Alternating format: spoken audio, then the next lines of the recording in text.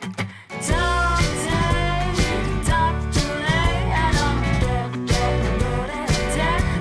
nous allons voir ensemble comment assembler le poignet du suite. Avant cela, je vous conseille de relire la page 111 du livre « L'assemblage de la bande de poignet et d'ourlet » qui vous explique les étapes que nous allons voir ensemble au cours de cette vidéo. Alors, pour cela, vous allez avoir besoin d'un rectangle de bord-côte que vous allez assembler endroit contre endroit, ici. Donc, c'est ce que nous allons faire dès à présent. Donc, nous assemblons le côté de mon poignet. Donc, je mets sous mon pied et j'assemble.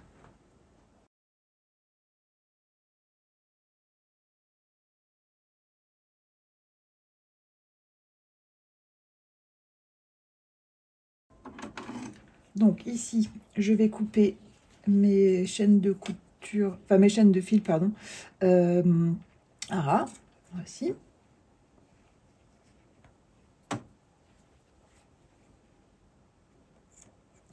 Alors, comme mon bord-côte sera replié comme ceci pour former mon poignet, je vais venir, comme pour ma bande d'encolure, cranter ma marge de couture. Vous voyez ici, donc là je crante. Et je vais venir dégarnir ma marge.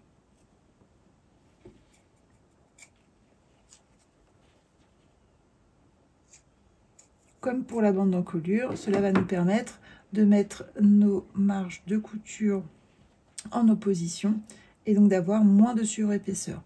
Donc on va aller former mon poignet au niveau du fer à repasser. Donc je vais venir, à l'aide du fer à repasser, mettre mes marges en opposition.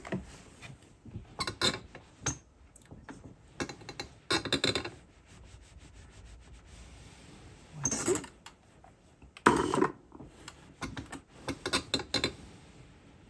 Ensuite, je vais venir plier envers contre envers mon poignet. Alors, je vais déjà le faire hors tableur. Voilà, comme ceci. Voyez. Hop, je retourne.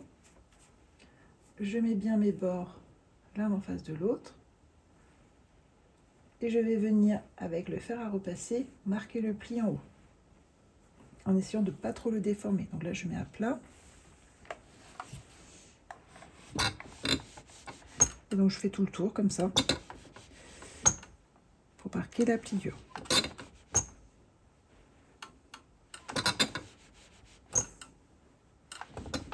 Voici. Donc là, notre poignet est formé. Il nous faut à présent l'assembler à notre manche. Alors, l'objectif, c'est d'assembler mon poignet à ma manche. Alors, pour cela, on va faire comme pour la bande d'encolure, on va marquer des crans. Donc, je vais commencer par ma manche. Donc ça, c'est mon dessous de manche. Je vais déjà marquer le pli ici. Premier repère. Et ensuite, je vais venir mettre ce repère contre ma couture. Ici. Afin de mettre en évidence deux autres.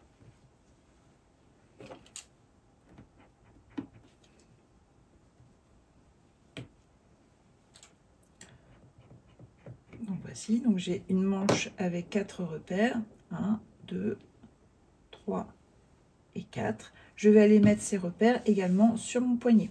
Donc mon poignet, mon premier repère, c'est aussi ma couture d'assemblage. Donc comme pour la manche, je viens mettre mon premier. Et ensuite, je viens mettre ce repère contre la couture. Voici. Et marquer les deux derniers. Donc une fois que j'ai mis mes repères, je vais venir les épingler à l'aide de pince. Donc pour ça, je vais... Donc je regarde la couture, de quel côté c'est le plus joli. Donc a priori celui-ci est plus joli, donc ce sera mon endroit. Donc je vais venir glisser ma manche dans mon poignet, comme ceci. Voici. Et donc je vais commencer par mes raccords de couture. Donc là, hop, comme ceci. Je maintiens avec une pince. Et ensuite, je vais venir mettre mes repères l'un en face de l'autre. Voilà, dernier repère.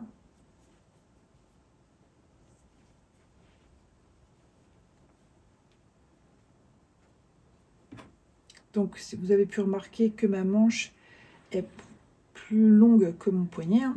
Donc il va falloir au fur et à mesure étirer mon poignet. Alors cela, ça va se faire naturellement, vous allez voir sur la surjetteuse. Donc on va venir positionner le projet.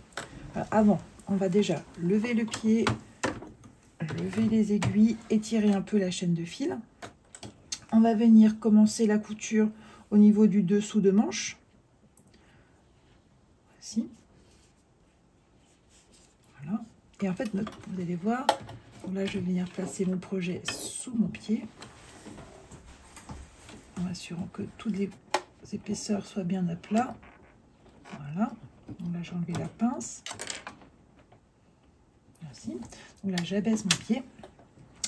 Et donc en fait, vous allez voir, on va faire une sorte de couture en rond, ce qui fait qu'en fait on n'a même pas besoin d'étirer le poignet.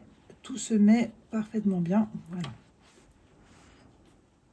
On s'assure juste au fur et à mesure de la couture que les 3 épaisseurs sont bien bord à bord.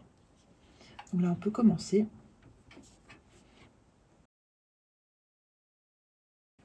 Donc là, vous allez faire tout le tour. Donc vous voyez, on coud quasiment en rond. Ça fait... Voilà. Donc là, si ça se met pas bien, hop, on vient chercher le bord qui est parti un peu. Voilà.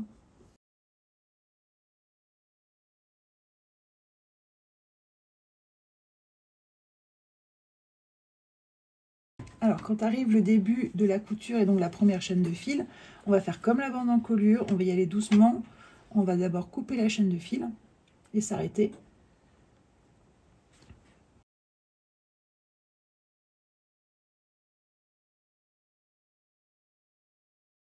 Donc, ma chaîne de fil est coupée, je viens bloquer mon couteau et donc je vais venir finir ma couture en superposant sur quelques centimètres le départ de ma couture.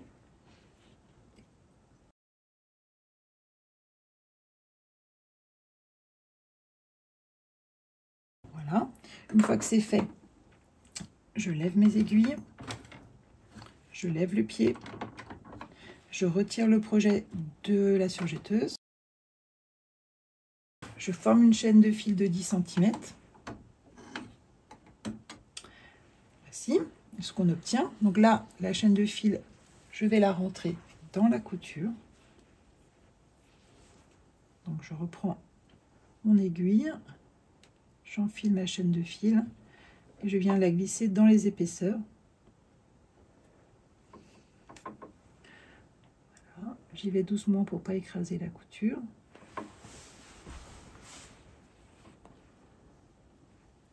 Je viens ensuite la couper à ras.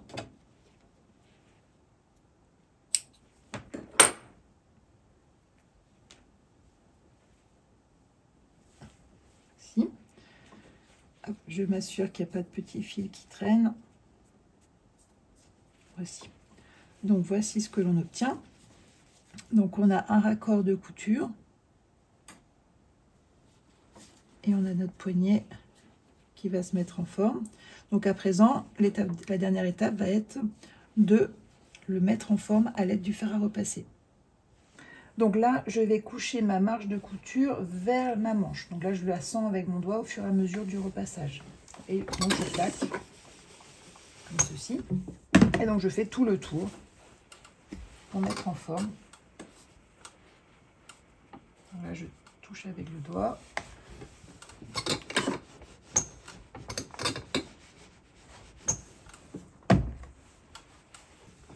Voici, une fois que c'est fait, notre poignet est terminé. Voici à quoi ça ressemble. Voilà. Donc maintenant que notre poignet, les 2 poignets de notre suite sont assemblés, la dernière étape est de l'assemblage de la bande d'ourlet du suite.